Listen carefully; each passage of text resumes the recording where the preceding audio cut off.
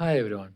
In this video, we'll be looking into a game between Grandmaster Sanan Sujiro and Grandmaster Arjun Erigaisi from the round 6 of FIDE Chess Olympiad 2024 between Hungary and India. Let's jump right into the game. Sanan Sujiro, starting with the white pieces, go for 1 e4. Erigaisi replies with e5, knight to f3, knight to c6, bishop to b5, a6, bishop to a4, knight to f6. Sanan goes for castling, d6, rook to e1, bishop to d7, c3, g6, d4, bishop to g7, h3. Erigaisi goes for castling. Knight on b to d2, e takes on d4, c takes on d4, knight to b4, bishop takes on d7, queen takes on d7, queen to b3, a5, a3, knight back to c6, d5, knight to b8, queen takes on b7, knight to a6, queen to b3, knight to c5, queen to c4, queen to a4, e5, queen takes on c4, knight takes on c4, d takes on e5, knight on f takes on e5, knight takes on d5, rook to d1, knight to b6, bishop to e3, knight on c to a4, bishop to d4, rook on a to d8, bishop takes on b6, c takes on b6, knight to d7, rook on f to e8, knight on d takes on b6, knight takes on b6, knight takes on b6, bishop takes on b2, rook takes on d8, rook takes on d8, rook to a2, rook to d1 with check, king to h2, bishop to d4, knight to c4, a4, g3, bishop to c5, rook to c2, rook to d4, king to g2, king to f8, rook to c3, king to e7, knight to e5, rook to d5, knight to d3, bishop to b6, king to f3, rook to b5, king to e2, rook to b3. So if you look at this position, after 40 moves, match is pretty much balanced only.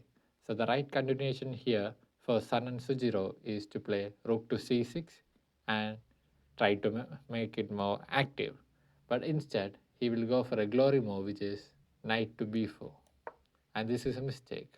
The idea behind this move is that now this rook is unguarded. Once Arjun Erigaisi got greedy and captured this rook, then he can fork the king and the rook, and once the king moves, he can collect back the material.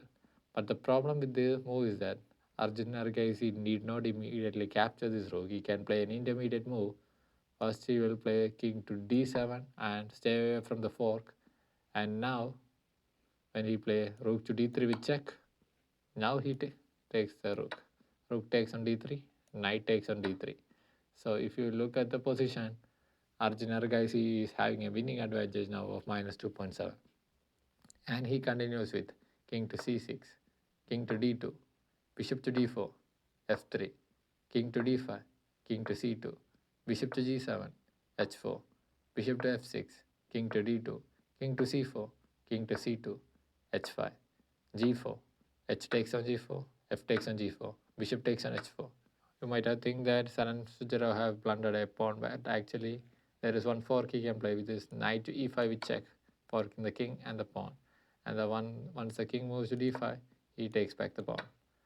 Once again, there is a problem for this move as well. The thing is that once the bishop comes back to f6, king moves to d3, and king moves to e6, attacking the knight, and knight moves to h6. Knight is almost trapped here, and bishop moves back to g5. And where are the squares? This square is taken, this square is covered, only this square is there. Square also king can move in and take back the knight. So there is knight has officially been trapped, and there is no squares left for knight, and he decided to give away the knight for a pawn, and he plays knight to f5, and Erigaisi continues with g takes on f5, and g takes on f5 with check, and Erigaisi didn't even bother to capture this pawn. He played king to d5, taking away all the squares from the king and going to creating the pass one. This pawn will not be moving forward. Bishop will keep an eye on that. And after this move, Sanan Sujiro has resigned the game to Arjun Erigaisi, and this is Arjun Erigaisi's sixth win in a row in FIDE Chess Olympiad 2024. And India went on to defeat Hungary on the back of Arjun Erigaisi's victory and remains unbeaten in the tournament. And India is the only team who has won all their 6 games so far.